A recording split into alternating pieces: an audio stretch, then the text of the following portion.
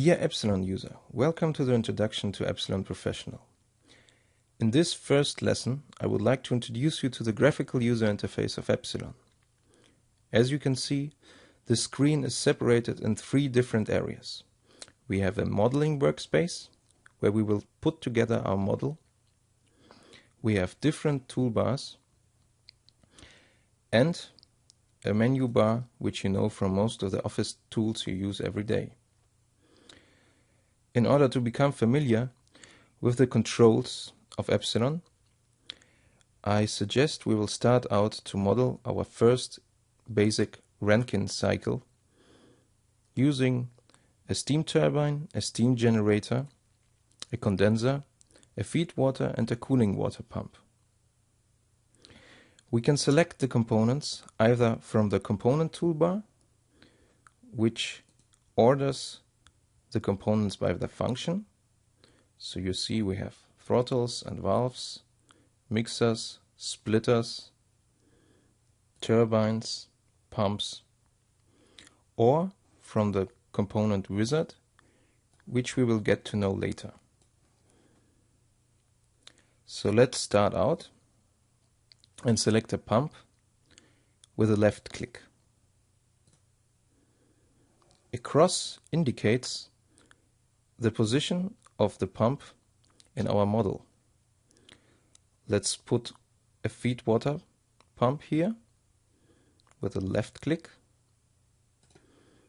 and another cooling water pump by another left click. In order to stop the selection, I can either press Escape or the right button of my mouse. Now I would like to place a steam generator into my model. I will use the component wizard for this, which contains a list of all 125 components available in Epsilon version 10. I can either scroll through this list, or more comfortable, I can type in the name of the component I would like to use. So a steam generator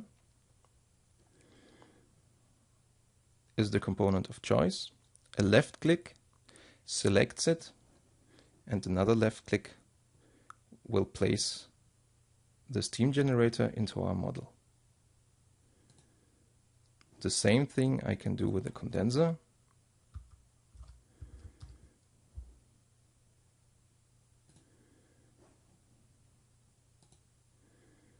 And in order to mix things up, I will select the steam turbine from my component toolbar again. Once again, left click to place the component, right click in order to end the selection. Now we have placed all the components needed for our Rankine cycle in our workspace. Let's adjust our view on the workspace by clicking on the 100% button. As you can see, the visible area was adjusted to our components. In the next step, I would like to connect the components to each other, and therefore I would like to have a closer look on the feed water pump. I press the right button and drag the cursor in order to select a zoom area. The black pin is an outlet. The white pin is always an inlet. Let's get back to 100% view and try to connect the pump with my steam generator. I double click on the black dot and you see I start to drag the line. I aim to its final destination, and if the final position is a pin, one left click is enough and we draw our line. Now I will connect the live steam outlet with the turbine's main inlet. Notice that in order to create a point on my line, I have to press the left button, and again I connect it with the steam turbine's main inlet. I double click on the main outlet of my steam turbine and connect it with my condenser. The same thing with the condenser and the feed water pump. The same with the condenser and the cooling water pump. I also have to extend the inlet pipe of my cooling water pump, because later I will have to specify cooling water parameters here. I do it again by double click on the inlet, place the cross in the final position, and now I finish with a double click because there is no pin I connect it with. And the same thing with the cooling water outlet of my condenser.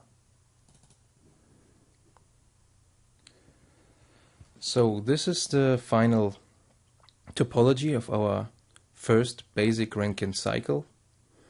Let's sum up what we have learned. We have learned that we can drag our components from the component toolbar or from the component wizard. We learned how to adjust the zoom level. We learned about the 100% button. We also learned how to connect components with each other by lines. In the next video, we will parameterize the cycle properly and start the first simulation.